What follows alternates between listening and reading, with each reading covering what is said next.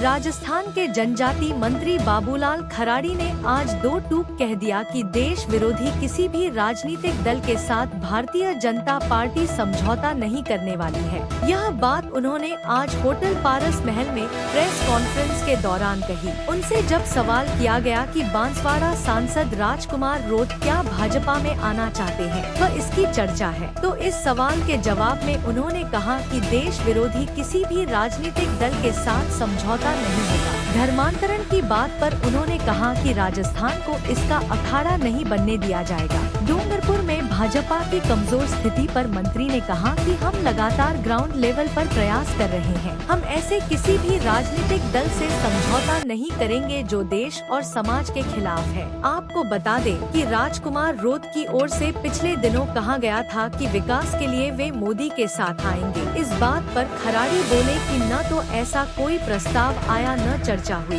भाजपा में आना चाहते हैं तो वैसा संस्कार होना चाहिए। कभी हृदय परिवर्तन होता है तो स्वागत है। उन्होंने कहा कि आदिवासी परंपरा से हिंदू है, अग्नि को साक्षी रहकर 7 फेरे लेते हैं। हम तुलसी पीपल की पूजा करते हैं। आदिवासी हिंदू नहीं कैसे कह सकते हैं? आदिवासी हिंदू नहीं है। यह बात वे लोग कहते हैं जो धर्मांतरित हुए हैं। वे राजनीतिक लाभ लेने के लिए ऐसा कहते हैं। खराड़ी ने एक सवाल के जवाब में कहा कि रात 8 बजे बाद पिछले दरवाजे से शराब बेचने वालों पर कार्रवाई की जाएगी। इसके लिए आबकारी विभाग के अधिकारियों से कहकर गश्त भी बढ़ाएंगे। प्रेस वार्ता के दौरान सांसद मन्नालाल रावत, भाजपा शहर अध्यक्ष रविंद्र श्रीमाली, देहात अध्यक्ष चंद्रगुप्त सिंह चौहान, जिला प्रमुख ममता कुंवर, पूर्व विधानसभा अध्यक्ष शांतिलाल चपलोत आदि मौजूद रहे।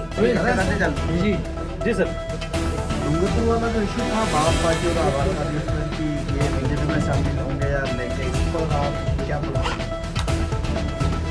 देखिए, न तो अभी इस प्रकार कोई प्रस्ताव आया है और न इस प्रकार की कोई चर्चा है। अगर जनता पार्टी में आना चाहते हैं तो वैसा संस्कार चाहिए। वैसा संस्कार नहीं है तो जनता पार्टी स्वीकार नहीं कर सकती। अग्रवाल साहब ने कहा था कि वो जो काम करना चाहते हैं हमारे साथ मिलकर काम करेंगे। देखिए, राजनीति में कई प्रकार के निर्णय होते हैं। कभी आदमी का हृदय परिवर्तन होता है और जैसा बनकर के काम करना चाहता हूँ तो स्वागत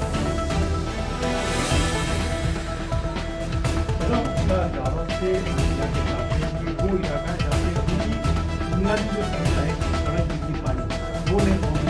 ये जो कार्यकाल आपका रहेगा, कोई आपकी क्या रोड मैप आपने तैयार किया है कि लोगों को बुनियादी सुविधा तो कम से कम घरों पर पहुँच जाए, लोग पलायन न करें योजना के लिए? देखिए, निश्चित रूप से सही है कि सड़क, बिजली, पानी कुछ जगह आज भी नहीं पहुँची।